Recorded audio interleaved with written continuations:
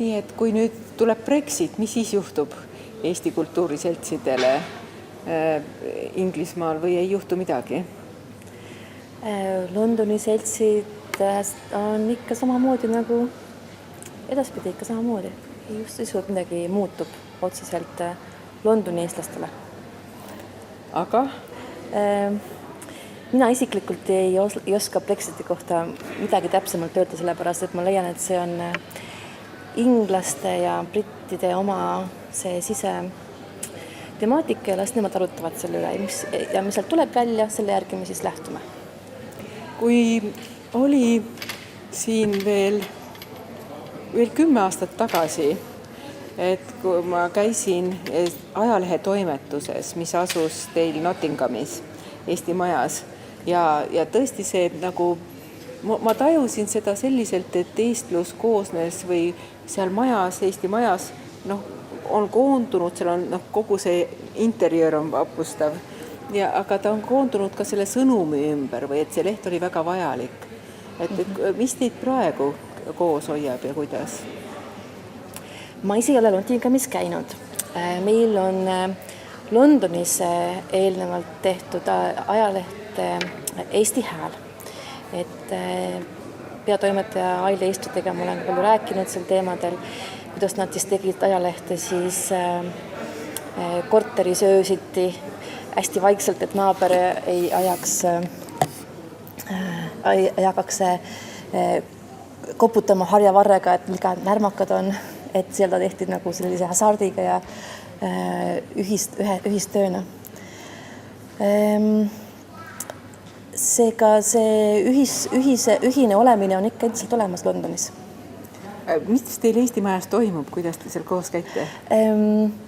Eesti majas me käime koos regulaarselt, selles mõttes, et meil käib seal rahvatantsurühm iga nädal, siis on seal meil laulukoorid, mitmuses isegi, ja siis meil on igakuiselt on nüüd ka tekkis uus klubi nagu keelekindlus lastele ja lisaks on meil ka aastased üritused nagu näiteks siis emadepäev ja ootamatud huvitavad kontserdid näiteks ja filmiüritused, et iga aasta ikka toimub päris palju Eesti majas. Ütleme niimoodi kvartalis vähemalt kord. Ja kui palju te seltsi liikmeid on? Kuidas see selts? Seltsi liikmetega niimoodi otseselt nagu ei saa öelda, et kui palju meil liikmed on, sellepärast, et kõik, kes on eestimeelsed ja eestlased tulevad meile sinna üritustele, ei ole liikmed, aga nad tunnevad, et nad on ikkagi osa meist nagu. Näiteks nagu jaanipeol viimati oli 500 inimese ringis. EV 100 aastapäeval oli meil isegi peaaegu 800 täis. Teil seda probleemi ei ole, et eesti lastele ei saa eesti keelt õpetada?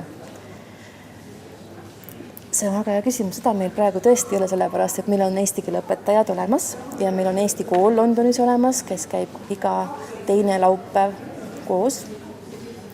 Koolis on umbes 60 last. Eelmine aasta oli, ma ei tea, kui praegu on. Et lisaks siis keelekindlus ja lisaks on meil teisi üritusi lastele, et lapsed saavad päris tihti eesti keelt ja eesti keele tunde. Aga mida oleks veel vaja? Et mis on see, kui siin vaatad ringi, et mõtled, et jah, seda me võiks teha?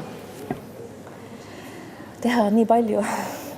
Nii palju vahvad ideid tuleb kogu aeg juurde ja kohtudes teiste seltsidega siin tuleb veelgi põnevaid ideid. Eelmine aasta juba olin siin Eesti seltside üritusel.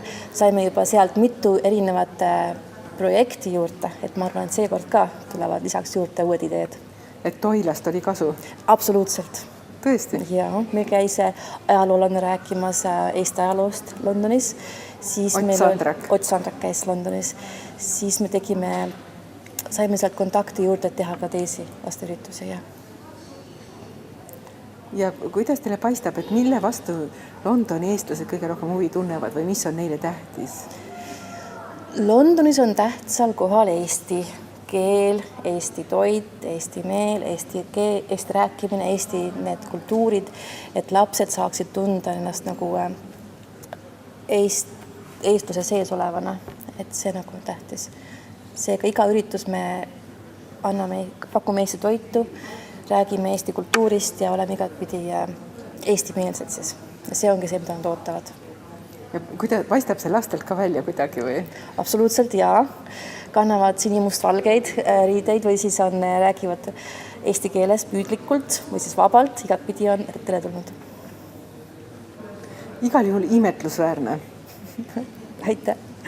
Et ei ole lihtne teha Londonis ajalehte. Et Eesti Hääle fenomen ja Aili Estradi töö, ma nägin seda ja kuidas see käis ja kuidas teile see on mõjunud? Mis tähendab eestikeelne ajakirjandus Londonis? See on meile tähtis sellepärast, et kui me teeme üritusi, siis me saame ennast ka kajastada seltside lehel seal. Et see on üks väljund kõikidele vabatahtlikele inimestele, et nad saavad oma tegevust ka kajastada teistele. Ja lehte loevad ainult eestlased, ütleme siis nii, see on eestikeelne leht, et siis see kajastus läheb just täpselt õigele inimesele lugemiseks. Ja annab stiimulit teha järgmist üritust. Aga rääkides Aili Estradist, siis Aili Estradil oli nüüd paar päeva tagasi, 31. juuli sünnipäev. Ta sai 97-aastaseks. Ja nüüd sellele seltside festivalil homme, mil on näituse avamine, kus on üleval rahvatantsu riided Londonist. Ning selle näituse inspireering tulebki Aili Estradilt, tema memuaaridest.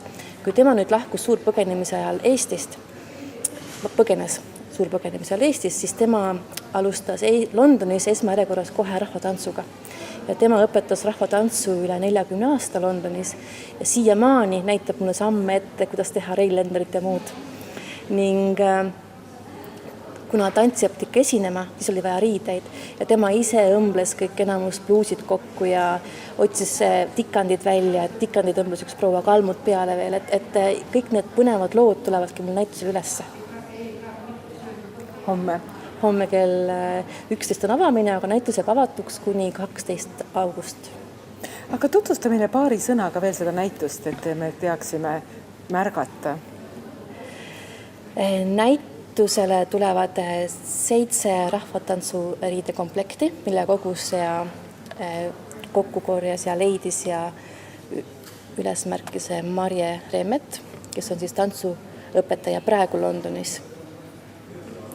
Seejärel me kogusime Aili Estradi memuaarid ja need mälestused seotud riietega ning panime kõik kauniks üheks kompositsiooniks ning näitame seda nüüd eestlastele, et eestlane võõrsil hoidis Eesti kultuuri niimoodi üleval läbi sajandi.